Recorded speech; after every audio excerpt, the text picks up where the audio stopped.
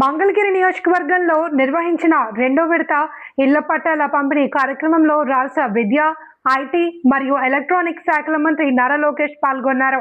ఈ సందర్భంగా అర్హులైన లబ్ధిదారులకు ఇళ్ల పట్టాలను పంపిణీ చేసి అభినందనలు తెలిపారు. పేద కుటుంబాలకు సొంత ఇంటి కలను సాకారం చేయడమే రాష్ట్ర ప్రభుత్వ లక్ష్యమని పేర్కొన్నారు. ప్రతి అర్హత కలిగిన కుటుంబానికి ప్రభుత్వ సంక్షేమ పథకాల ఫలాలు అందేలా కృషి చేస్తున్నాము అని మంత్రి నారా లోకేష్ ఈ సందర్భంగా తెలిపారు. చివరికి చంద్రబాబు నాయుడు గారి గురించి కూడా మాట్లాడి ఆయన సొంత కొడుకుని గెలిపించలేకపోయాడని ఎగతాళి చేశారు. అందుకే ఆ రోజు మిమ్మల్ని అడిగా, 5 సంవత్సరాలు మీకోసం కష్టపడ్డా, నిరుపేద కుటుంబాలు ఆదుకునేదానికి ఆనాడు తోపుడు బండి కానివ్వండి, టిఫిన్ బండి అందించాం. ఎవరికైనా ఆరోగ్యం బాగాలేకపోతే ఎన్టీఆర్ సంజీవిని అని పేరు పెట్టి 3 క్లినిక్లతో పాటు ఎవరికైనా మందులు కావాలంటే ఉచితంగా కల్పించాం.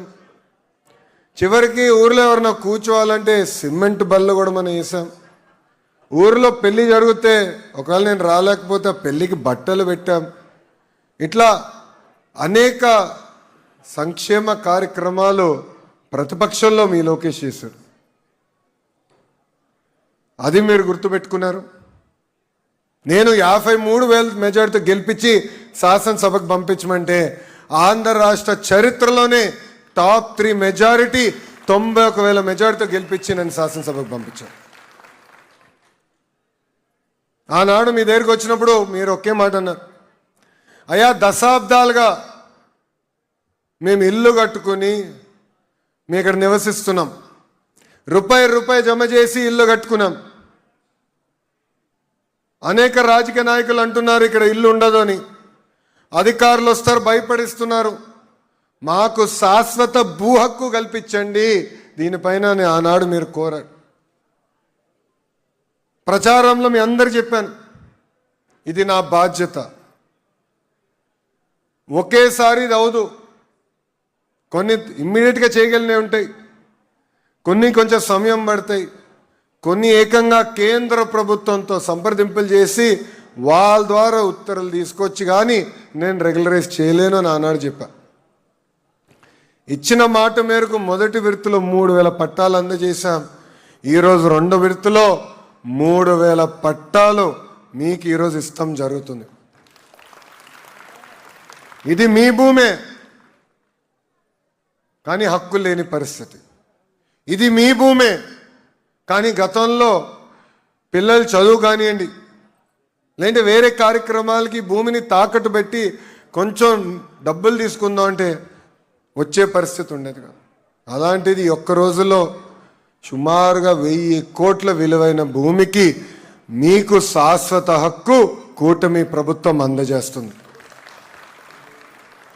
దయచేసి ఇక్కడున్న వాళ్ళందరూ ఒక విషయం ఆలోచించండి.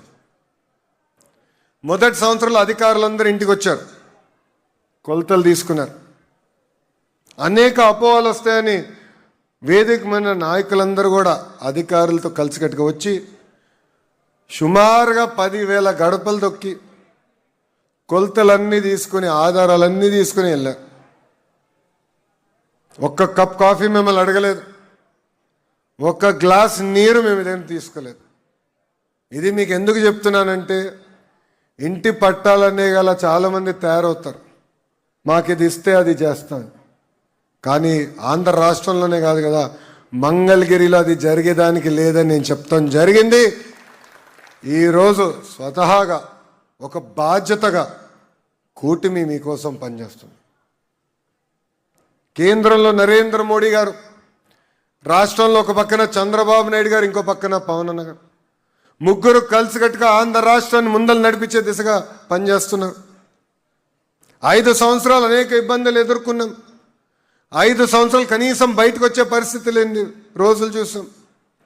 5 సంవత్సరాలు ఎవరితో మాట్లాడాలన్నా భయపడే పరిస్థితి చూసాం. ఈరోజు మనందరికీ స్వేచ్ఛ వచ్చింది, హాయిగా పని చేయగలుగుతున్నాం. లా అండ్ ఆర్డర్ పరిస్థితి కూడా మెరుగుపడింది.